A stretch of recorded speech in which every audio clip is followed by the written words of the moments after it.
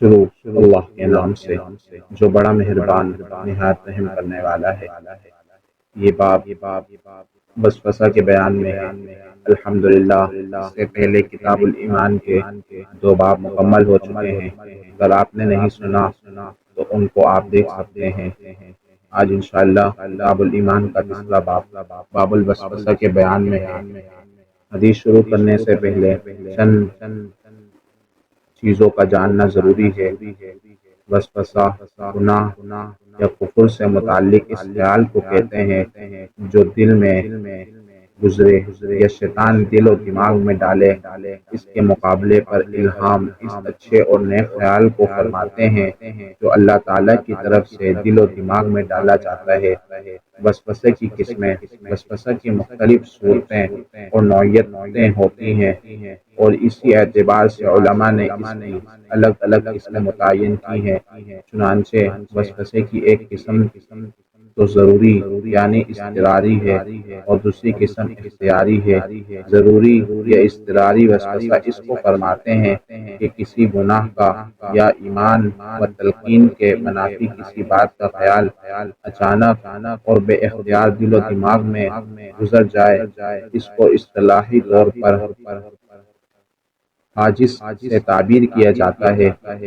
اس حاجز کی معافی گزشتہ امتوں میں بھی رہی اور اس امت میں بھی ہے، اور اگر وہی برا خیال دل و دماغ میں ٹھہر جائے تو خلجانی کیفیت پیدا ہو جاتی ہے، تو اس کو خاطر سے تعبیر کیا جاتا ہے، اور یہ خاطر بھی امت سے معاف ہے۔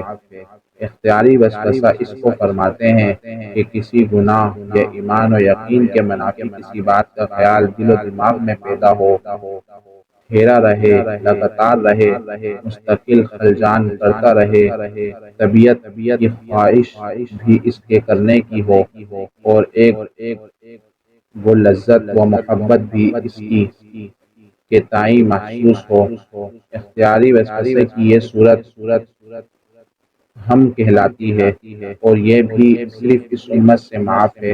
اس پر کوئی مواخذہ نہیں جب تک یہ عملی صورت اختیار نہ کرے۔ اس پر کوئی گناہ نامہ اعمال میں نہیں لکھا جاتا، بلکہ اگر عمل کا قصد ہو جائے اور پھر اپنے آپ کو عمل سے باز رکھے تو اس کے عوض نیکی لکھی جاتی ہے۔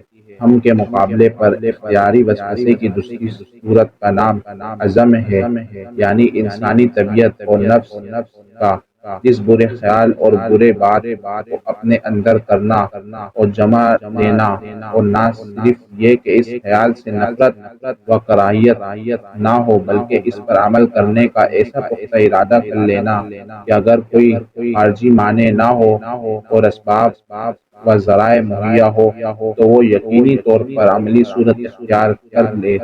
وسوسے کی یہ صورت ایسی ہے جو قابل مواخذہ ہے، لیکن اس مواخذے کی نوعیت عملی طور پر ہونے والی مواخذے سے ہلکی ہوگی۔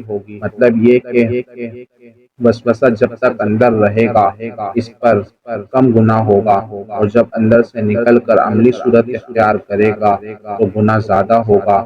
یہاں یہ وضاحت ضروری ہے کہ وسوسے کی مذکورہ بالا قسم ان افعال و اعمال کی نسبت سے ہے جن کے وقوع اور صدور کا تعلق ظاہری اعضاء جسم سے، جیسے زنا، چوری وغیرہ، جو باتیں دل و دماغ کا فعل کہلاتی ہیں جیسے برا عقیدہ، حسد وغیرہ وغیرہ، تو وہ اس قسم میں داخل نہیں ہیں۔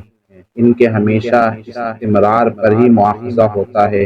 انشاءاللہ اس تفصیل سے آگے حدیثوں کو سمجھنا اور بھی آسان ہو جائے گا۔ اب حدیث بیان کیے جائیں گے۔ اللہ عالم۔ اسی طرح کی اور احادیث اور دعا وغیرہ سننے کے لیے ہمارے چینل کو سبسکرائب کیجیے۔ السلام علیکم ورحمۃ اللہ وبرکاتہ۔